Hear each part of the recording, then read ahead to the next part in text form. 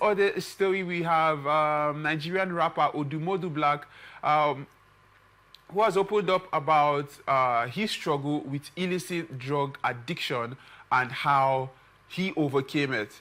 He disclosed that he has used illicit drugs. He used illicit drugs while studying at the University of Lagos and almost died of overdose during an episode. The boy hitmaker explained that he called his mother to book a flight for him to return to Abuja while battling with the overdose. He stated that after the incident, he only indulged in illicit drug once before quitting. I was a very bright student while studying at the University of Lagos, but I was indulging in illicit drugs. One day I took it and almost died. I called my mom to book my flight to return to Abuja. After that incident, I only took a drug, I beg your pardon, once before quitting, he stated in the interview.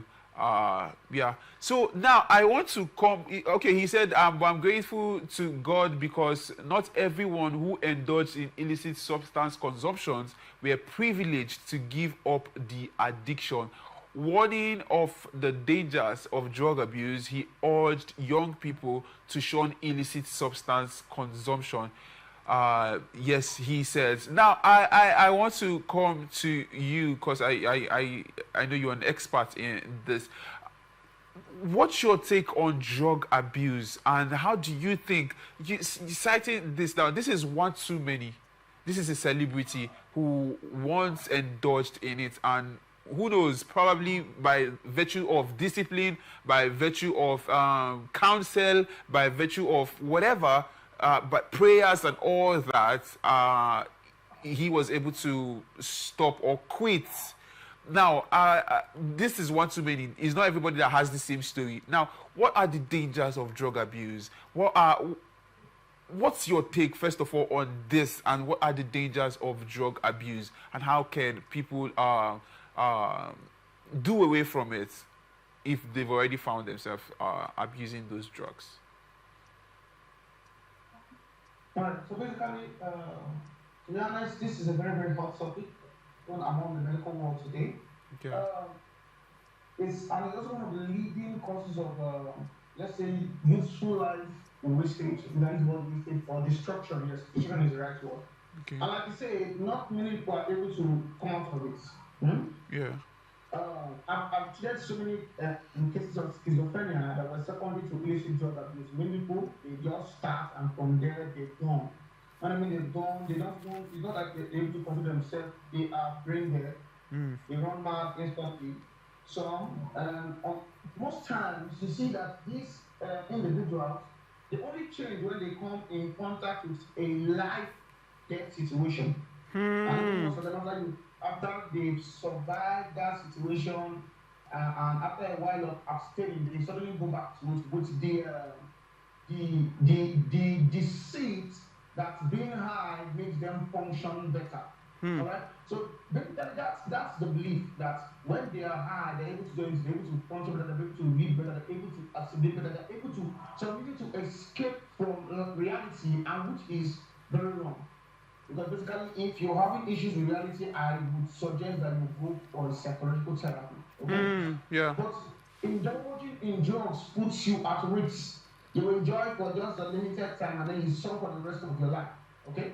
Smoking is one of the leading causes of chronic obstructive pulmonary disease, like chronic bronchitis or emphysema. And the painful thing about it is that it does not present itself at a young age. You will be smoking, if you buy a pack of cigarettes, you'll say that smokers are liable to die young, and because many people have not seen situations where they die, they don't take it serious. I think it was a musician, was it Peruzzi, I'm not sure, that spoke about when smoking killed his friend and then he stopped it. But because of it's a like 1 out of a million something, many people don't take it seriously. Yeah. But the danger lies in old age. Now, when you begin to age, now begin to see that, okay, your lungs are no longer functioning at optimal conditions. You're beginning to have things like dyspnea or tachypnea. You're not breathing well again. You go for a diagnosis that tells you that you have come down with emphysema or chronic bronchitis, needing you to be placed on drugs for the rest of your life. Or even drug-induced hepatitis, where the liver dies, or liver cirrhosis, or gastropathy, where the GIT is destroyed. So basically, it's a very, very, very, very important topic that needs to be addressed among youth. Entering is easy, going is very hard, especially because of the withdrawal effect. You have to want to completely survive the whole ideology or the whole feeling of drug abuse. It takes something called determination and will. It has to be a choice. So the beginning of change or the beginning of abstinence from hard drugs starts with a choice.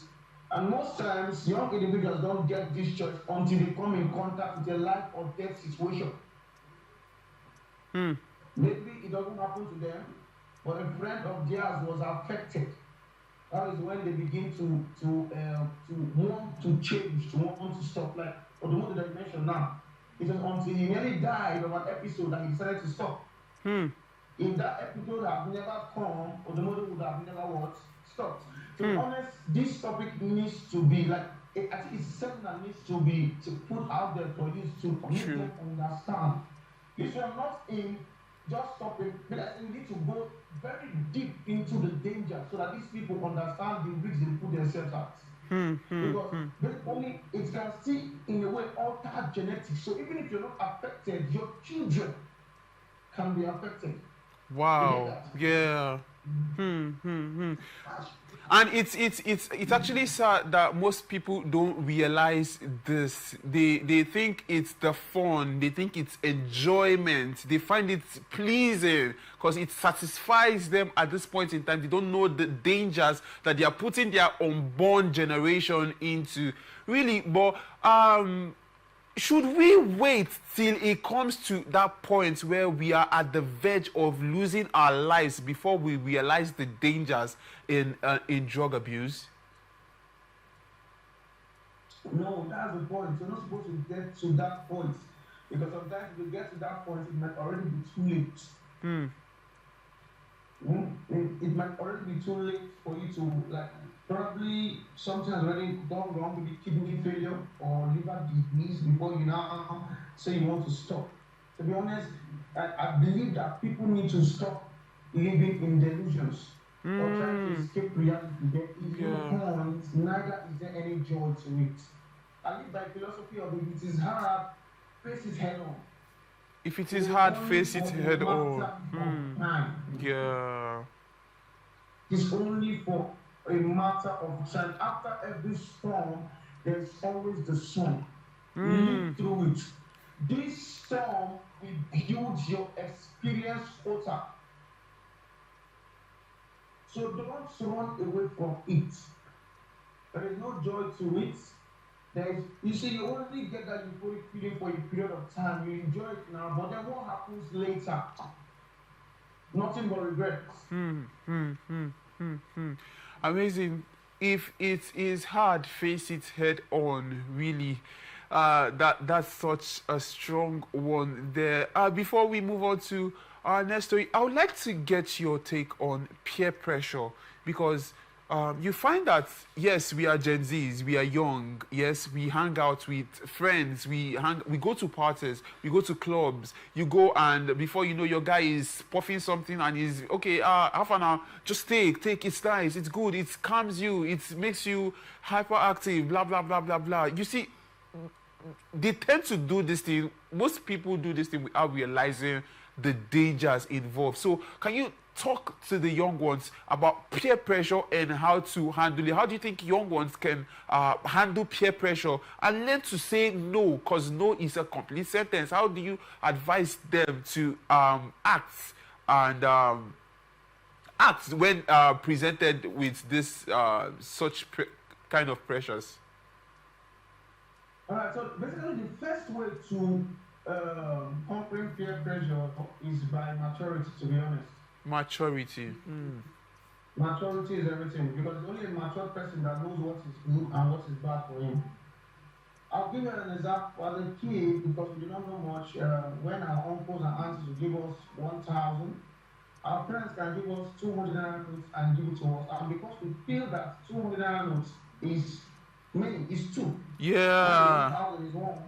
If they just switch, maturity plays a role, and parents also plays a role in getting children to that maturity. True. I believe every youth or young individual should know what is good and what is bad. Because most of the time, you see that when this pressure comes, that individual always, if not now, later gets in trouble. And when they finally get in trouble, the peer pressure is nowhere to be found. Now, my mother always tell me something. Wherever you go, always remember where you are coming from. Amazing. Yeah. Always remember where you are coming from. There is no, you cannot call yourself an adult if in the midst of people who tell you do this and you know that you're not supposed to do this, you then do it. Why? To please who?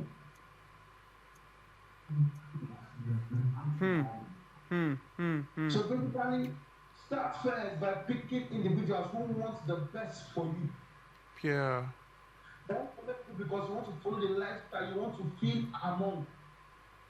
Build yourself and build your class, and those who are suited to be in your class will come to you.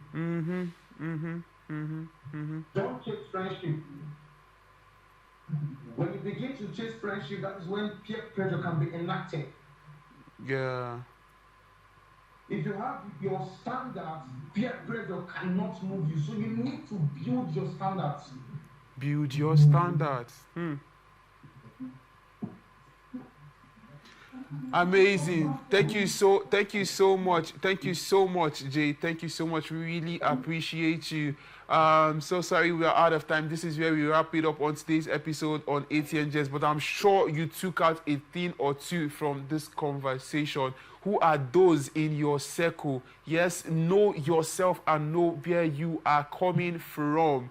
Thank you so much, Jay. That was so super enlightening. We say very big thank you from all of us here at ATN. This is where we wrap it up on today's episode on ATNJs. I want to say thank you so much. Thank you, Jay. God bless you. Real good. Today was really incredible. Thank you so much. All right, guys. All right.